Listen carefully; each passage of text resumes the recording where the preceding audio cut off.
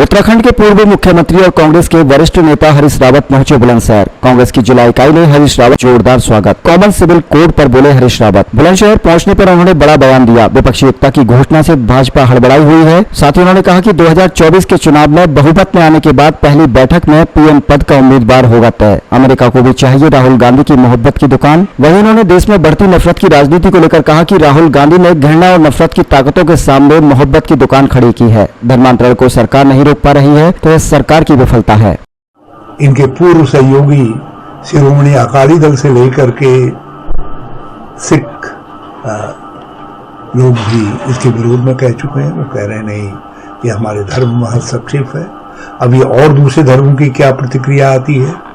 मुस्लिम personal law board ने भी कहा है कि हम लोगों से बातचीत करके एक इसके विरोध में वातावरण बनाएंगे, बात करेंगे, दूसरे सामाजिक संगठनों से बातचीत करेंगे। तो देखते हैं इसके बाद क्या डेवलपमेंट होते हैं, क्या स्वरूप आता है। तब हरीश रावत भी कहेगा, तब कांग्रेस भी कहेगी।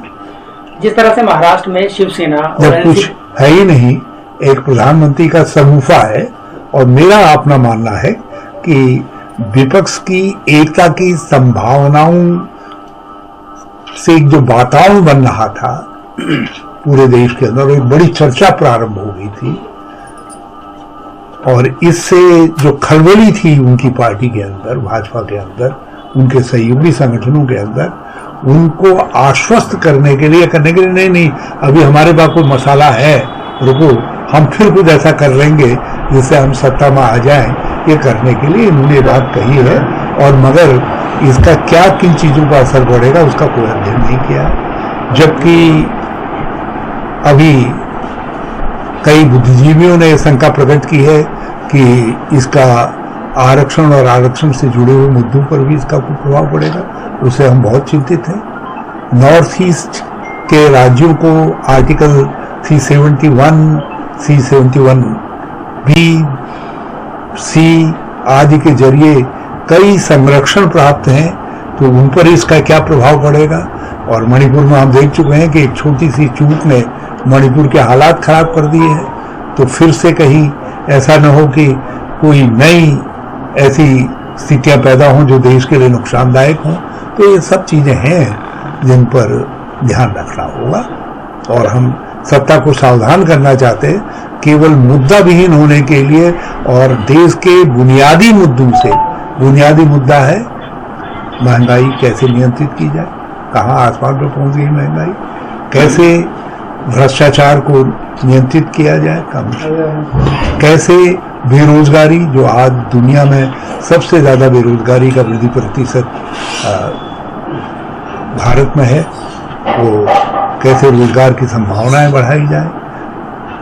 लोग गरीब और अमीर के बीच का फासला बढ़ रहा है।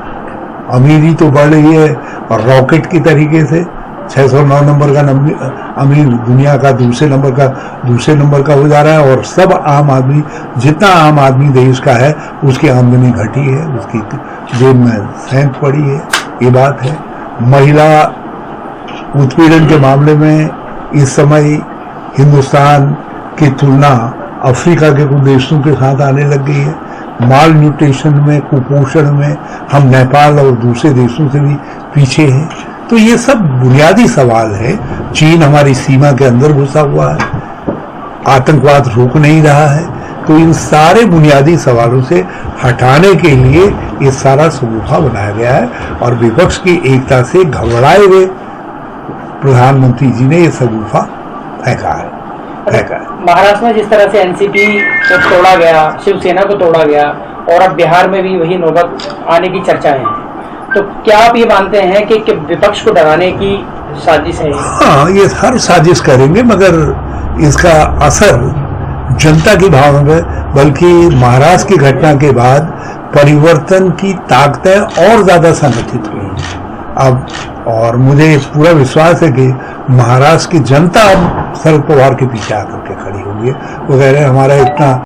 और आपने देखा होगा भुजबल जिसको मंत्री बनाया, जो उनसे धोखा करके उधर गए थे, उनकी कॉन्स्टिट्यूंसी में जैसे शरद पवार पहुंचे तो सारा महाराष्ट्र जुट गया वहां। और छगन भुजबल घबरा करके कह रहे नहीं मैंने जो है तुम्हारे परिवार में गड़बड़ नहीं की है।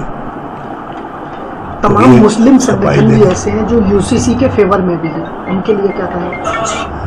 अब ये काम लॉ कमीशन का है, मैं टुकड़े टुकड़ों में किसी पर कोई टिप्पणी नहीं करना चाहूँगा। मैंने जो बुनियादी सवाल है, जिन सवालों के कारण पिछले लॉ कमीशन ने कहा कि कॉमन सिविल कोड के लिए वातावरण नहीं है और उसकी आवश्यकता नहीं है कहा, वो मैंने आपके सामने गिनाए किन किन वर्गों के ऊपर उसका कुप्रभाव पड़ेगा, जैसे आरक्षण आदि, या नॉर्थ ईस्ट के लिए जो सेफ गार्ड है उन पर, और जनजातियों, आदिवासियों के वैवाहिक आदि कानूनों में, विरासत के कानून में, दूसरे कानूनों में इसका क्या असर पड़ेगा।